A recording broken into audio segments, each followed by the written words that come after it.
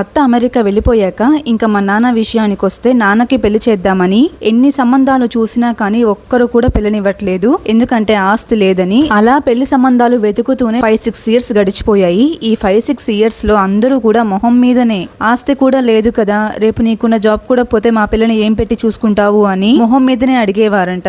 ఆ మాటలన్నీ పడి పడి మా నాన్న బాగా అలసిపోయి ఇంకా నాకు ఈ జన్మకి పెళ్లి అవ్వదులే అని ఫిక్స్ అయిన టైంకి ఒక సంబంధం వచ్చింది. అదే మా అమ్మ సంబంధము. అమ్మ వాళ్ళది అప్పర్ మిడిల్ క్లాస్ ఫ్యామిలీ. అమ్మ ఒక్కటే తన పేరెంట్స్ కి కూతురు. అయితే పెళ్లి చూపులకి నానమ్మ వాళ్ళ అన్న వదిన అలానే చెల్లి వచ్చారంట అమ్మ వాళ్ళ ఇంటికి. అందరికీ నచ్చింది మా అమ్మ. అలానే అమ్మ వాళ్ళ సైడ్ కూడా నాన్న అందరికీ నచ్చాడు. అంతా ఓకే అనుకున్నారు. బట్ మా అమ్మ వాళ్ళ నాన్న వాళ్ళు ఒక కండిషన్ పెట్టారు. పెళ్లి అయ్యాక మీరు సపరేట్ కాపురం పెట్టాలి. మీ అమ్మ నీ విషయంలో ఇలా చేసింది కాబట్టి రేపు ఆవిడ ముసలావిడ అయ్యాక నా కూతురు వచ్చి ఆమెను చూడడానికి నేను ఒప్పుకోను. ఆమెకంటూ ఉన్న ఆస్తిని ఎవరైతే తీసుకున్నారో వాళ్ళనే వచ్చి చూడమనండి. అన్ని ముందే చెప్తున్నాను. దీనికి మీకు ఓకే అయితేనే పెళ్లి, లేదంటే లేదు అనేశారు. దానికి మా నాన్నమ్మ ఒప్పుకోలేదు. మా అమ్మాయి అమెరికాలో ఉంటది, తను ఎలా వచ్చి నన్ను చూసుకుంటది అనిందంట.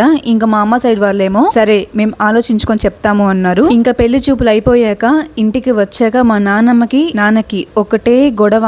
నానమ్మేమో ఈ పెళ్లి వద్దని, మా నాన్నేమో రాక వచ్చిన సంబంధం ఇది, దీనిని మిస్ చేసుకుంటే ఇంకా నాకు పిల్లనివ్వరు, నీ కూతురు చేసిన పనికి నేను చిక్కులో పడిపోయా. ఆ రోజు చెల్లి పెళ్ళప్పుడు అన్నావు కదా, ఎవరు ఒప్పుకున్నా ఒప్పుకోకపోయినా నా పుట్టింటోళ్ళు పెట్టిన ఆస్తిని నా కూతురి పేరు మీద రాసేస్తాను అని. ఈ రోజు కూడా నేను చెప్తున్నా విను, ఎవరు ఒప్పుకున్నా ఒప్పుకోకపోయినా ఈ పెళ్లి జరుగుద్ది అన్నారంట. అప్పటి నుంచి మా నాన్నకి నానమ్మకి మాటలు లేవు. ఇంకా మా అమ్మ వాళ్ళ నాన్న వాళ్ళకి కాల్ చేసి మీ కండిషన్ కి మాకు ఓకే అని చెప్తే అప్పుడు అందరూ ఒప్పుకొని మ్యారేజ్ డేట్ ఫిక్స్ చేశారు. పెళ్లికి రమ్మని అందరిని పిలుస్తూ అమెరికాలో ఉన్న మా అత్తకి కూడా కాల్ చేసి రమ్మంటే ఆమెమో ఆడపడుచు కట్నం ఎంత ఇస్తారంట అని మళ్ళీ వెంటనే కట్నం వద్దు కానీ షార్ట్ నెక్లెస్ రెఫరెన్స్ పిక్ పెడతాను, యాజ్ ఇట్ ఈస్ అలానే చేయించమని చెప్పు అనిందంట.